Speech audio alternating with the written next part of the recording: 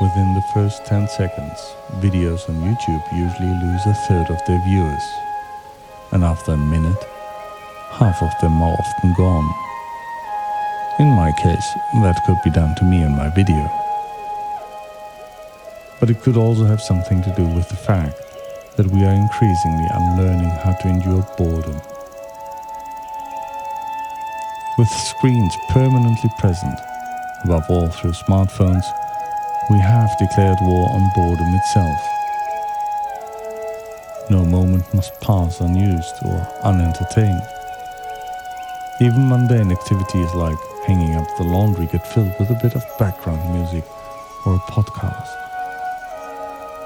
And rather than simply enduring silence, we use every free moment, even on the toilet, to educate ourselves a little, only to discover 2 weeks later that none of it stuck. And all of it, naturally, at 1.5 times the speed by now. Input is good, and since we have an opinion on everything these days, there is no shortage of corresponding output either. But what about the time in between? The moments of quiet, of thinking, of reflection and of boredom.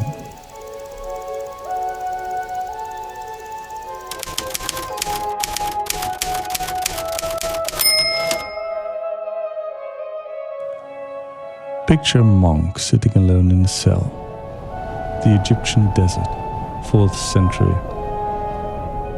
Outside, the sun is at its zenith. It is the hottest hour of the day. Nothing has happened since morning, and nothing will happen before evening. And in precisely that moment, the thought comes to him that all of this is completely pointless, that he's wasting his life, that he might be better off somewhere else. Allow me to introduce the noonday demon, known as Acedia, the weariness of the soul. The desert father Evagrius Ponticus described Acedia like an illness with symptoms and a cause. More than 1500 years later, the demon is still at work, except that these days he tends to strike the moment we have so much as a single instant of undistracted quiet. Boredom has a bad reputation, and not just since yesterday. Long stretches of it can feel like torment, even like a form of torture.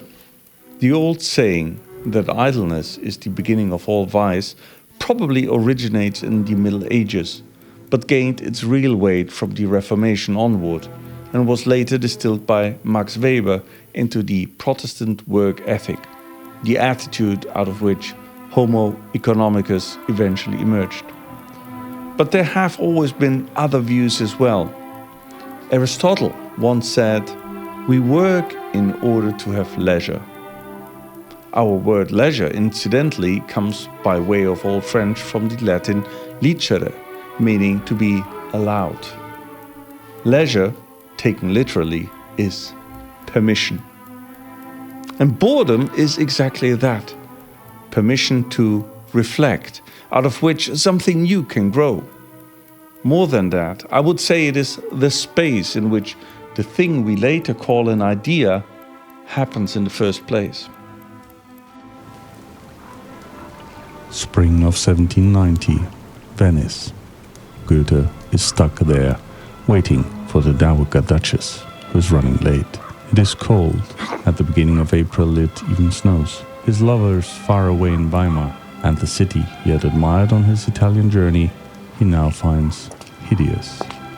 And because he has nothing to do, he begins writing small, malicious epigrams. One of them hails boredom as the mother of the muses. Had he owned a phone, the Venetian epigrams would certainly not exist. Friedrich Nietzsche, too, in his collection of aphorisms, The Gay Science, wrote some clear-sighted words on leisure and idleness. People are already ashamed of stillness. Long contemplation almost brings pangs of conscience.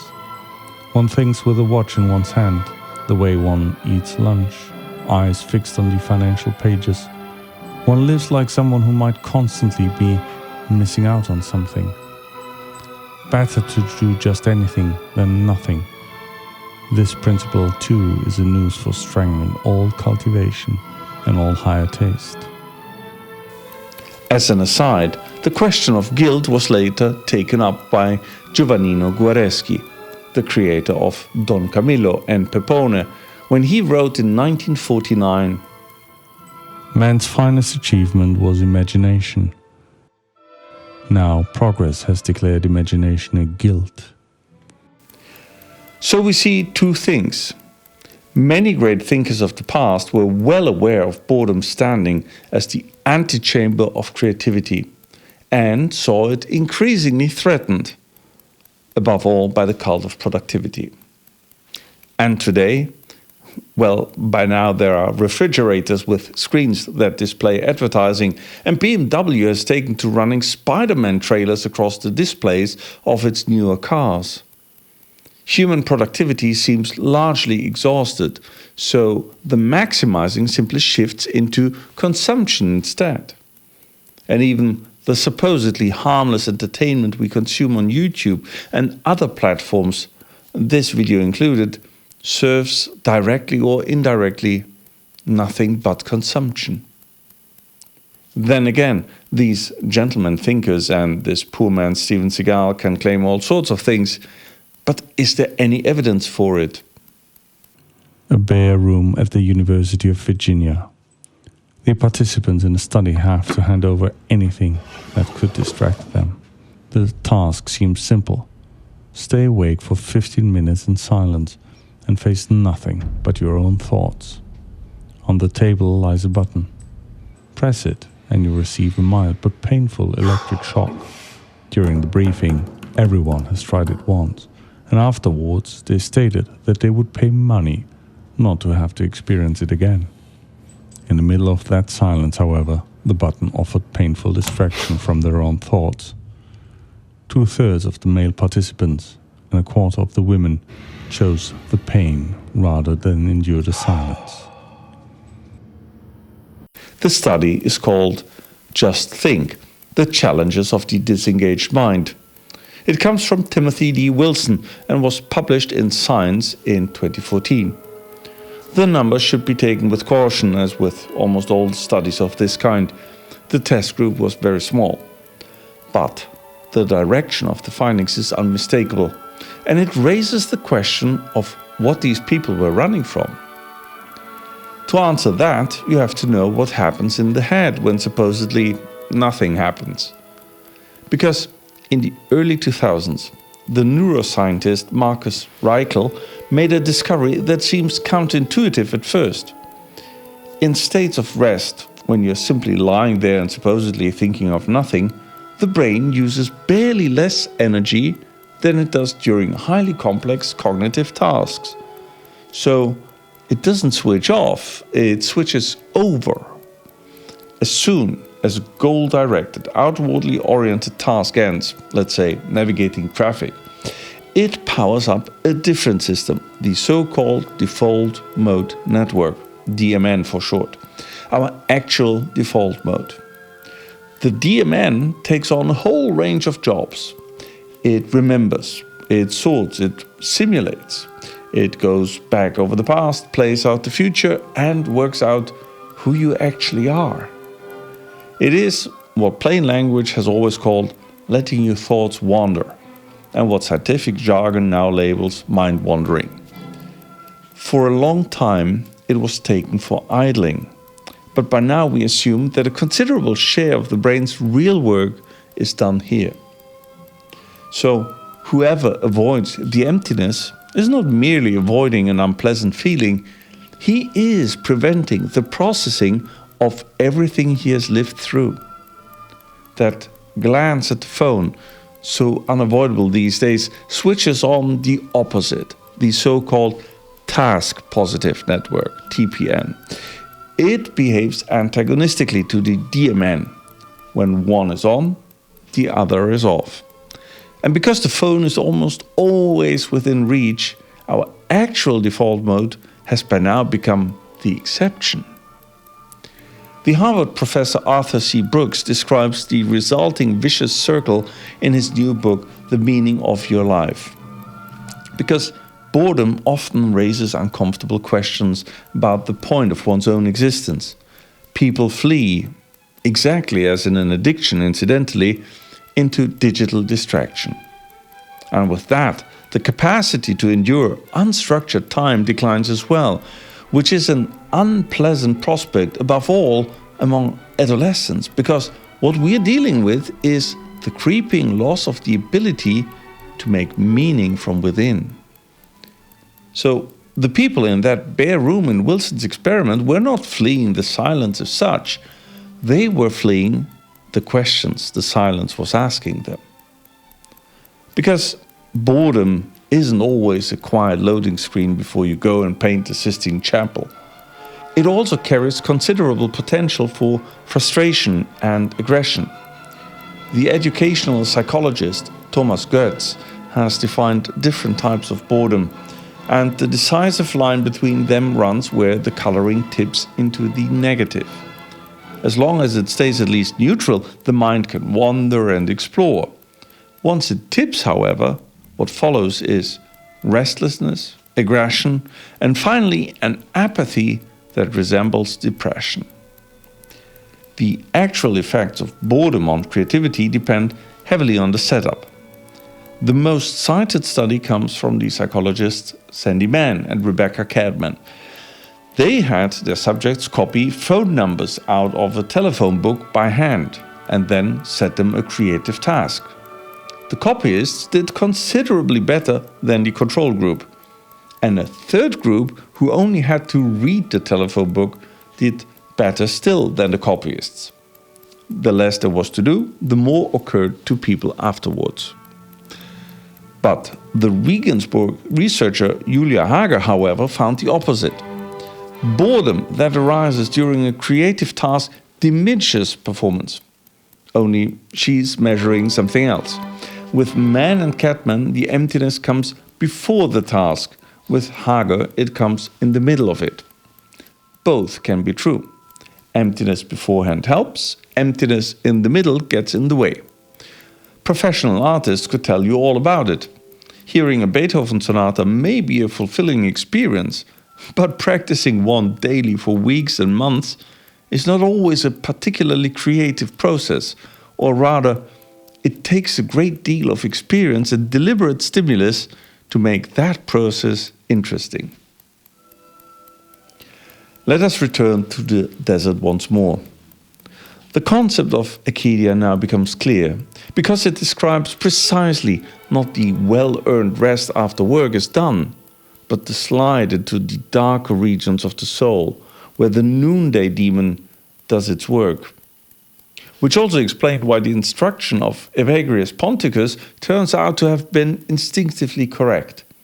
He met the noonday demon with steadfastness in prayer and in action. For us, that means the fight against Acedia requires mental presence. Whoever flees from it is fleeing the questions it asks us. That hasn't changed since the days of the Desert Fathers. What has changed is that we have developed endless means of dodging those questions.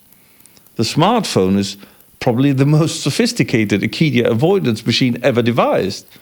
Feeling pointless? Scroll. Mortal? Scroll. A question you don't know the answer to? Well, scroll until the algorithm has sedated you completely. And what Nietzsche went on to say about leisure and idleness deserves taking to heart as well. The real virtue now is to do something in less time than someone else. And so there are only rare hours of permitted honesty. In these, however, one is tired and would like not merely to let oneself go, but to stretch out full length, broad and clumsy. The inclination toward joy already calls itself a need for recuperation, and is beginning to be ashamed of itself. One owes it to one's health. That is what people say when called on an outing in the countryside. Formerly, it was the other way around. Work had the bad conscience upon it. A man of good birth concealed his work when need compelled him to work. And how does that translate into the present? Well, Julia Hager recommends in properly pedagogical fashion regular breaks at work or in school to create room for the DMN. Not wrong in principle, don't get me wrong, but I have to say honestly, that is once again the scheduling of something that ought to be left to the individual. In my experience, prescribed thinking breaks are not conducive to creativity, they're paralyzing. I still remember from my own school days, suddenly airing out the classroom at regular intervals was all the rage. Not a bad thing, don't get me wrong, but I never had the impression of returning to a boring lesson with fresh energy afterwards. Rather, this process has to begin with us and proceed from us before we can model it for our children. And it doesn't require breaking any records or living by the strictest doctrine. Nobody has to be able to sit in silence in a room for 15 minutes from one day to the next without inflicting pain on themselves, although it would be desirable to manage that. But we have to create spaces, refuges. Go for a walk without the phone again. Lift your eyes, let the world work on you, and let your thoughts wander. That sounds a bit like a hippie tip, I know, but I don't say it without self-criticism, because I know how hard it can be. Thanks to the physical activity and the outside stimuli of the walk, the body doesn't automatically fall into a cross-examination with its innermost self, but almost always feels positively stimulated. And whoever doesn't like walks can of course do other things. Do write to me in the comments which methods have proved worthwhile for you. But the central point is to recognize that when the German humorist Loriot once said, "I just want to sit here," that was not merely a sketch, nor an expression of laziness, but a primal cry for the time of leisure we need, without which man robs himself of his divine spark. And honestly, it isn't nearly as bad as it sounds, quite the opposite. When I read about Wilson's experiment, I tried it myself that same evening, and I was struck by how long 15 minutes feel when you experience them deliberately and without distraction. At an age when the hours and days so often go racing past, exactly this kind of silence can be a key to living more consciously. And in my case, it even led, without my having set out for it, quite of its own accord, to prayer. Thank you for your time, and do allow yourself a little boredom. See you next week.